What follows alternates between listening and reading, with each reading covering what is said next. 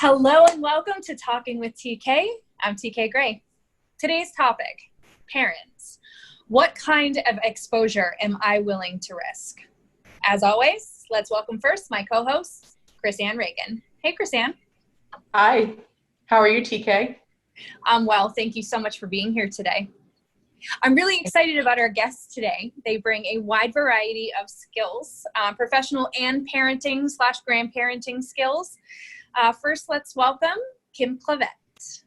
Kim has worked in the early childhood education field for over 24 years as a teacher and child care owner. She is also a certified health coach focused on reducing stress and improving wellness. Kim has 12 children, 3 biological, and 9 kids who depend on her for child care weekly. Thanks for being here today. Thanks for having me. Let's also give a big welcome to our next guest, Dr. Sherelle Holliday. Dr. Holliday is a health officer of the BSW Academy and the national spokesperson for the Closing the Door to Suicide online support program. Dr. Holliday is a retired lieutenant commander from the Naval Nurse Corps Reserves with a deployment to Desert Shield, Desert Storm on the hospital ship Comfort.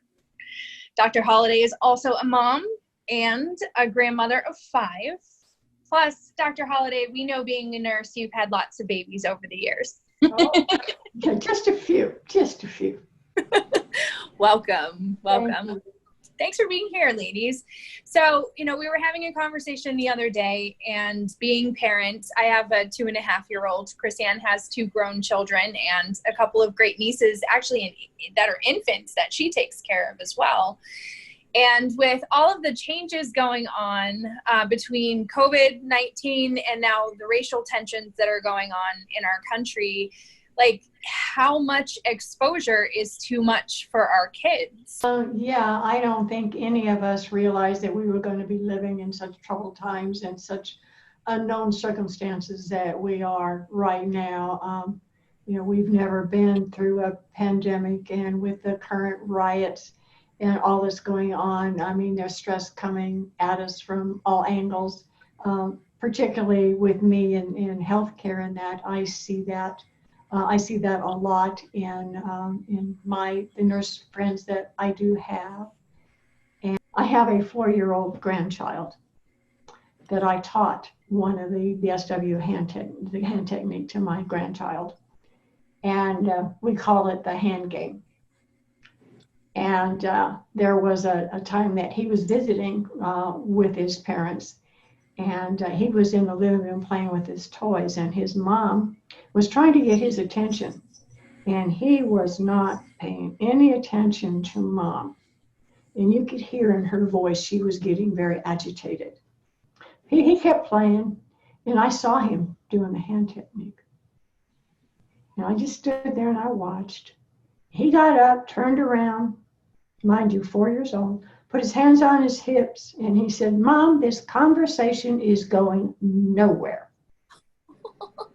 Now, what that actually did by him doing that, he diffused the tension that was going on in the room, and he knew to do that. And I was so proud of him. Of course, I had to turn around and keep from laughing in front of him and that, but it was really cute to see, and that just shows you that, kids all ages can learn these techniques to help them get through all these stressful areas. And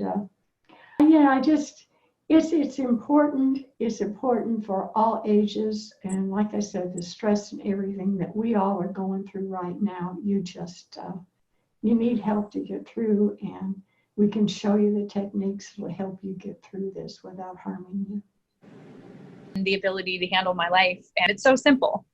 Like you said, you just don't even know that it's working. And It's easy. My 2.5-year-old uses it.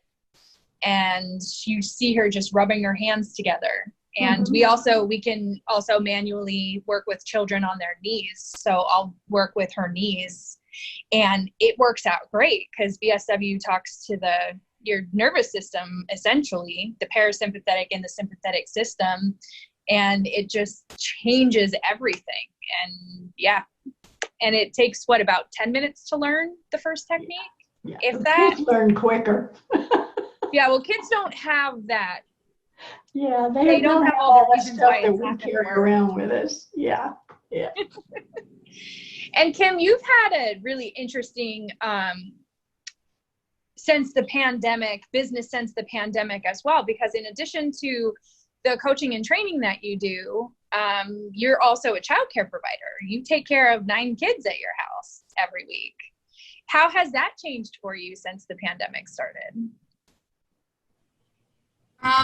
Thank you. I feel like it has gotten better, actually, in some ways.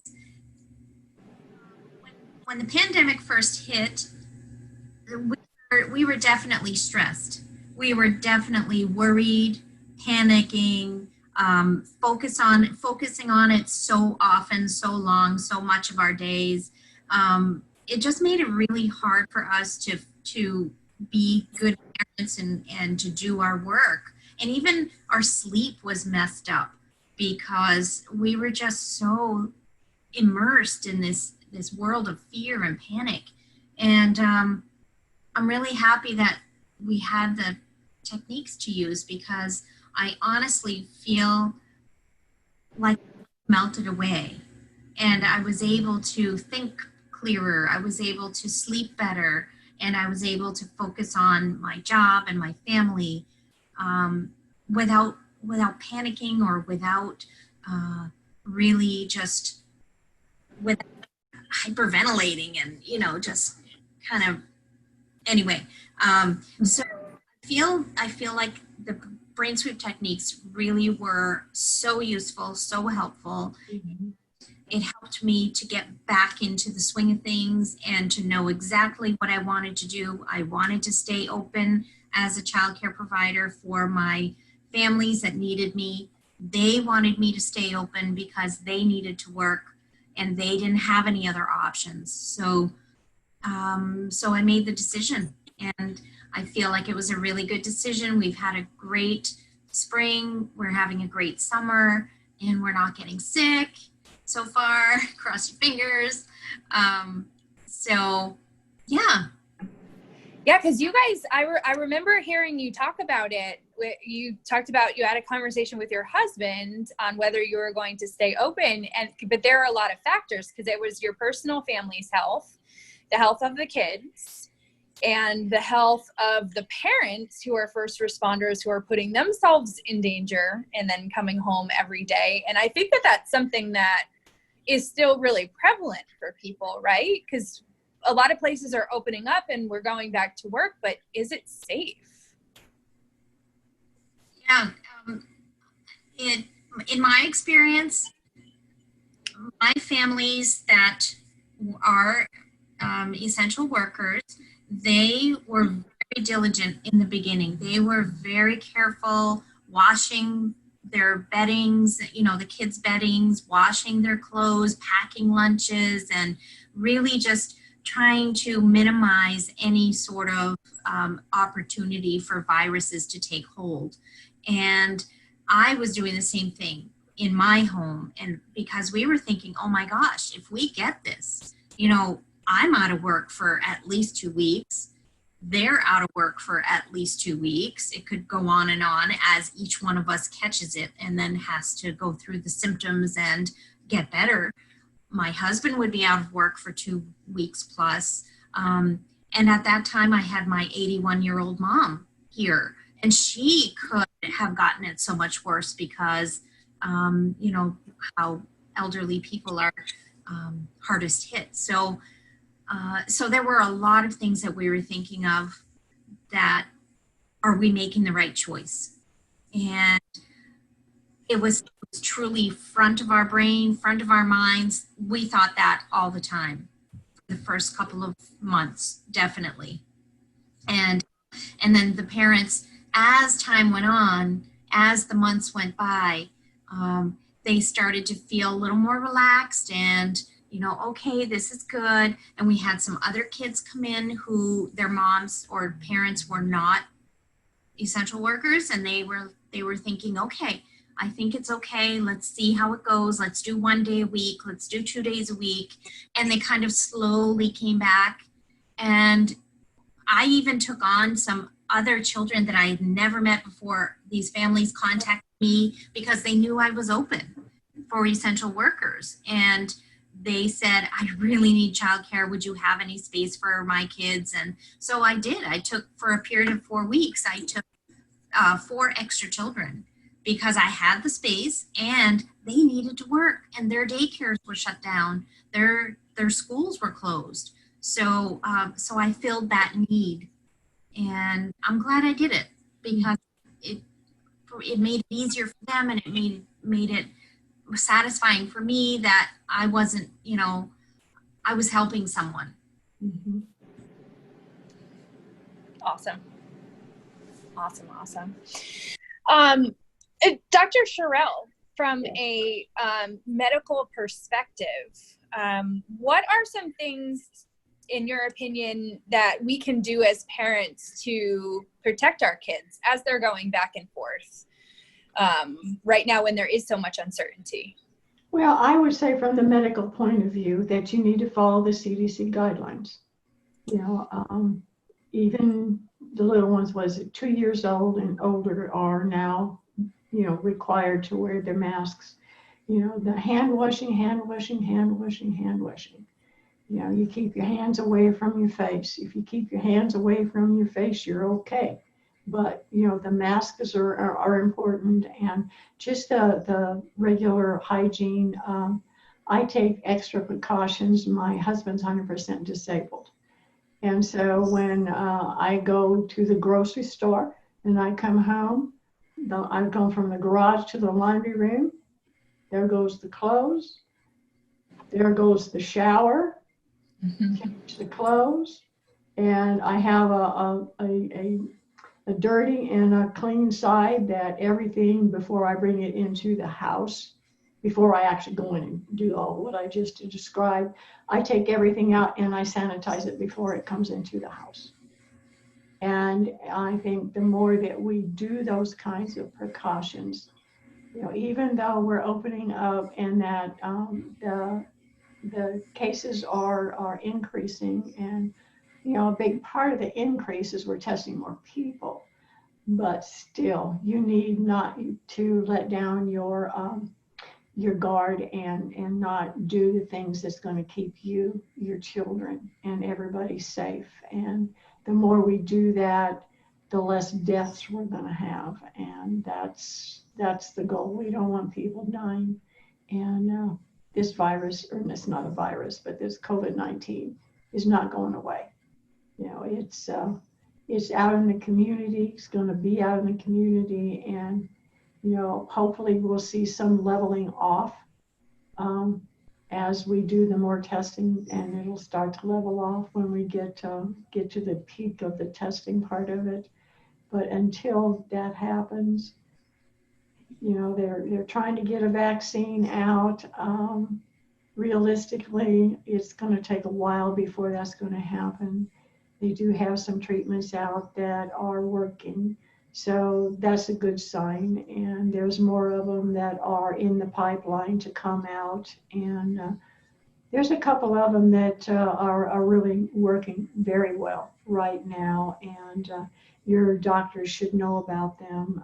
So I'm not in a position here to go out telling you what they are. No, understood.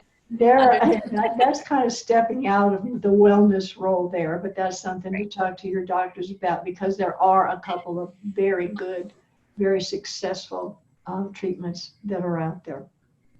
Wonderful. I know I just had to make the choice with my daughter. She's 2.5. She won't wear a mask, so she doesn't come out.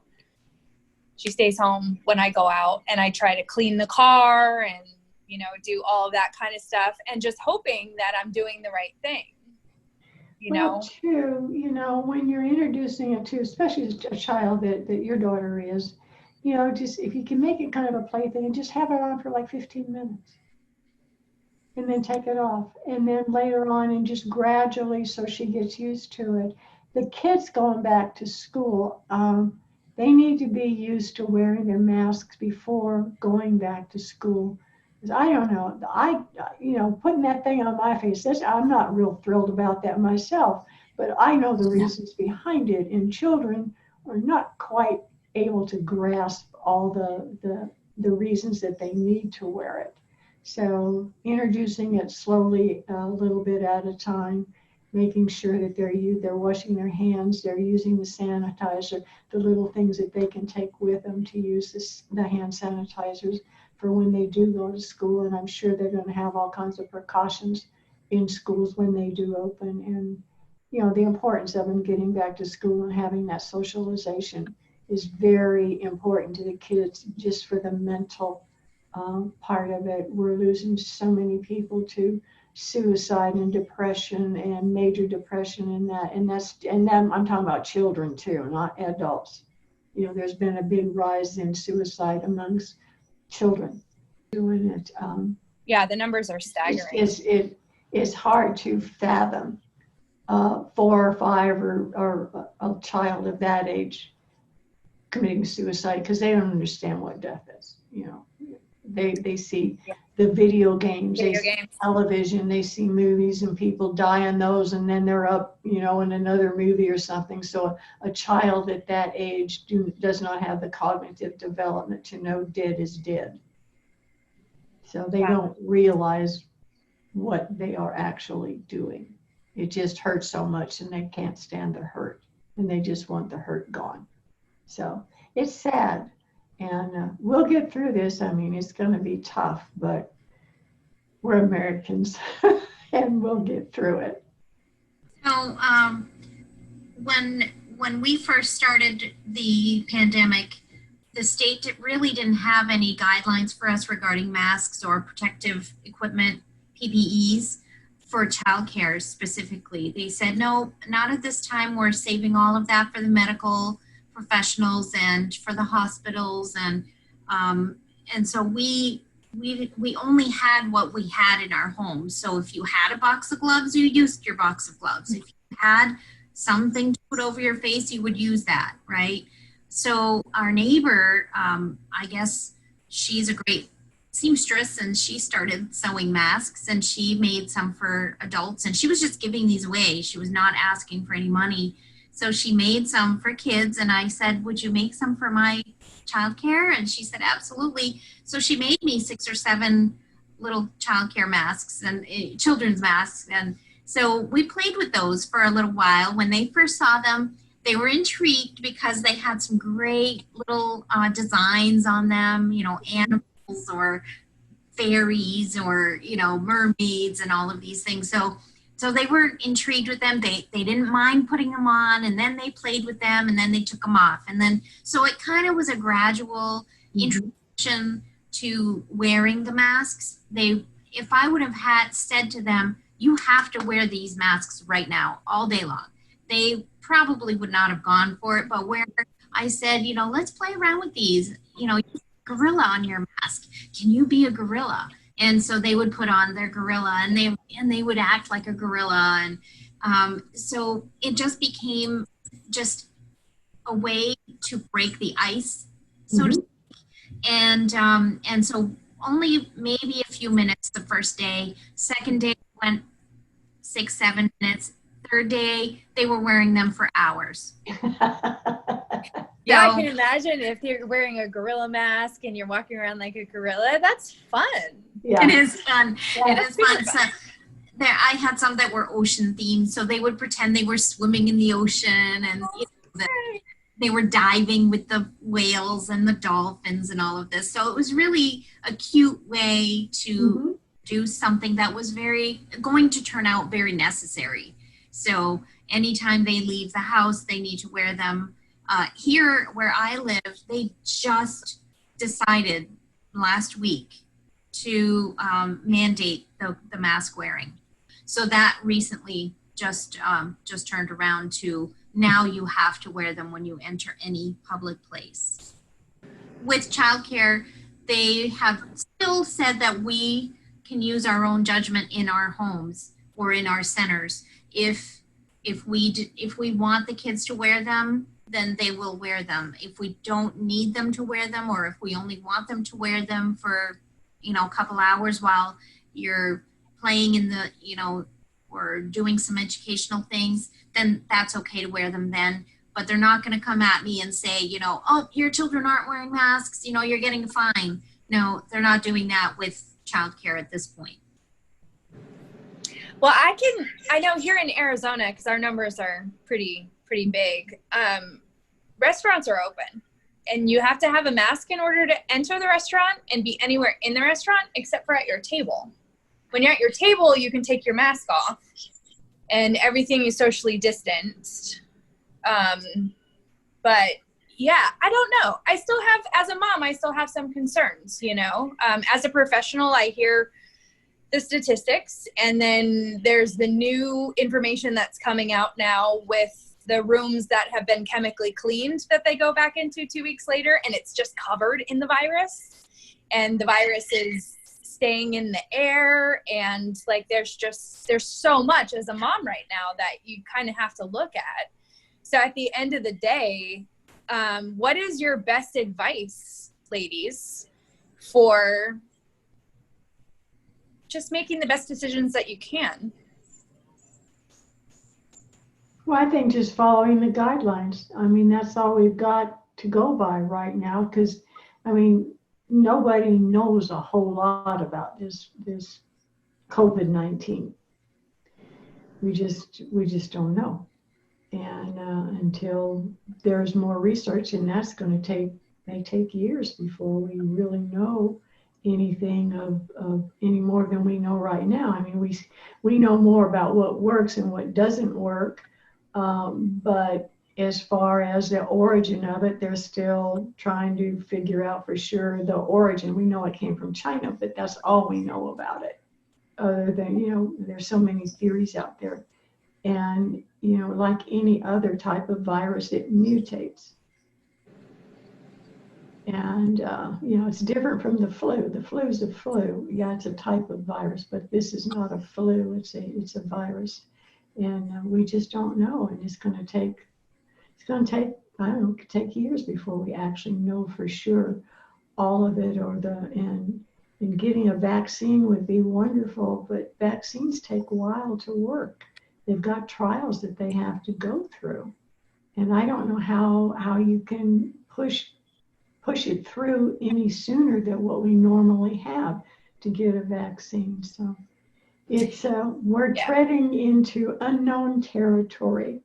Well, we can't necessarily do anything about the virus. However, we know that watching the news is going to likely give you and your kids some form of PTSD. That it will. We know. And it's with us 24/7. We don't know how it's going to affect them. And kids can get floating PTSD. And that's because their brains are not developed enough. And where it hits whatever development is going on in that particular child's brain is where the floating is going to hit. And if we can use these techniques, like I said, TK's done it with her 2-year-old. I've done it. It was actually 3 when I taught my grandchild. But they're not too young to learn.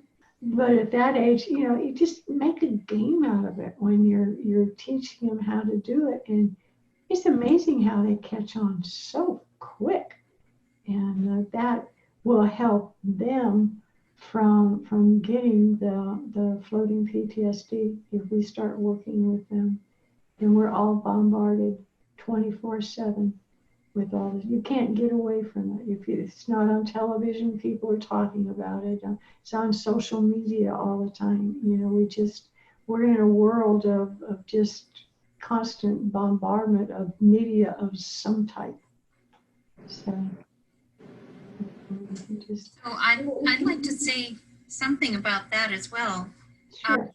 I really thought that the children, because 9 different faces every week. So I really thought that they would have some sort of behavioral challenges or maybe some outbursts or things like that.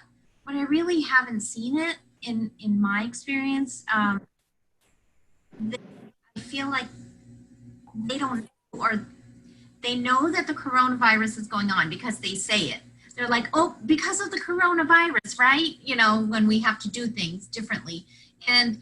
But they run and play and they laugh and they dance, and it's almost like nothing is happening. There's no difference in their environment. There's no difference in their homes. So I don't see them yet with behavioral challenges at this point.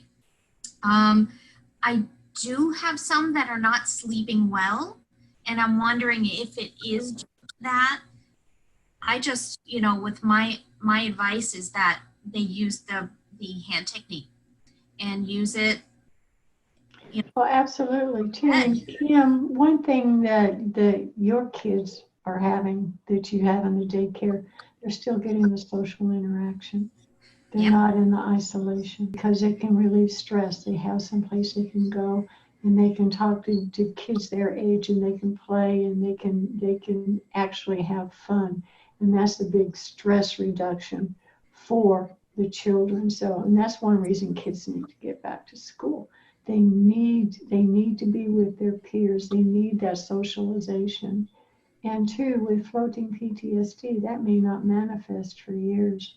All of us, I think, have seen it with working with clients in that, and you see the things, and we've been taught of several different ways of how it can manifest itself in older ages of certain behaviors that they can have. So, and trauma is what we're in right now, pandemic. All of us are experiencing trauma with this, you know. But your kids are very lucky to be able to have you to help them through this, and that's a wonderful thing that you're doing. I completely agree, Kim. You've done so much for them. And do you think that the structure aspect of it plays a role in their behavior?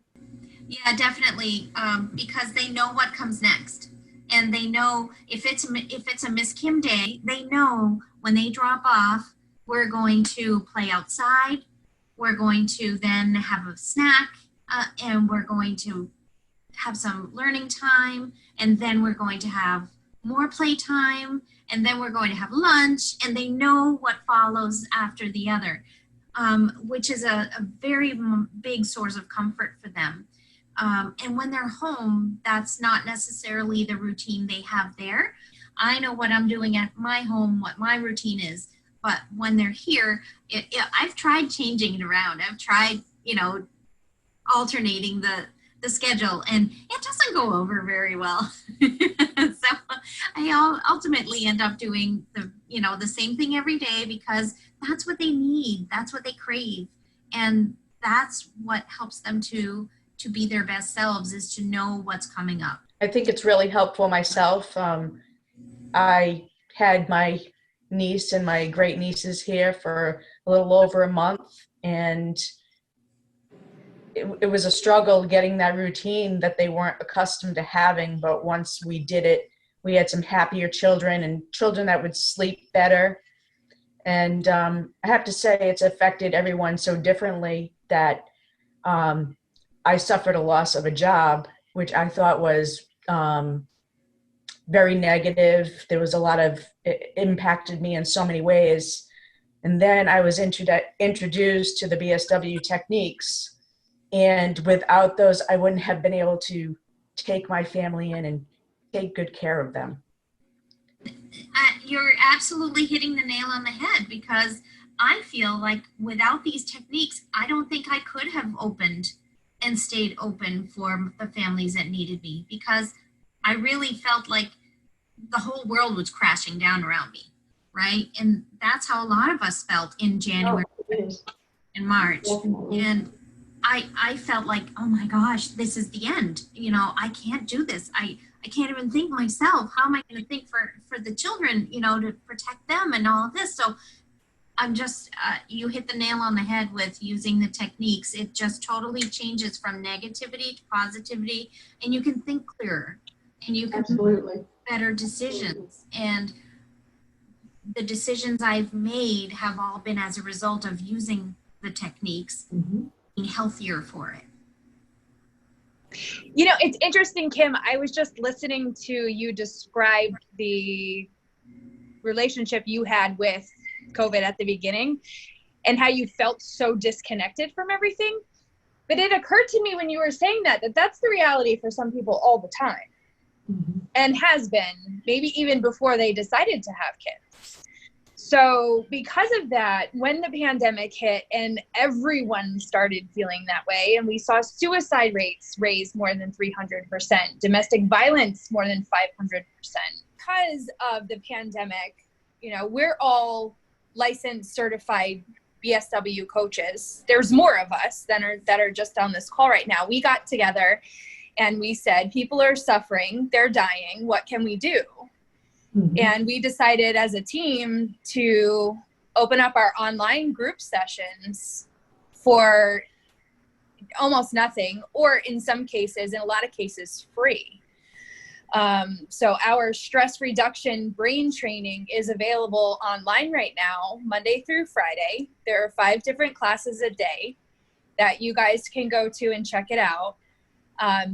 We're going to go ahead and post the links below to, if you have any questions regarding post-traumatic stress disorder, how to handle the pandemic, if you're feeling suicidal, overwhelmed, whatever, please go ahead and shoot us a message at tkgrayonline@gmail.com. Also, if you would like to try out one of our classes online at no cost, it's on us. Go ahead and send an email to that same tkgrayonline@gmail.com. We're here talking today about parents too. Parents, your kids need you. So we know that if we can just teach you one technique, that one technique can help you save you and your kids. So please do visit with us online. Again, go ahead and post the links. I'll go ahead and post the links below. Ladies, any advice you have for the parents out there that are just trying to make the best decisions for themselves before we go? Try the free session. Absolutely.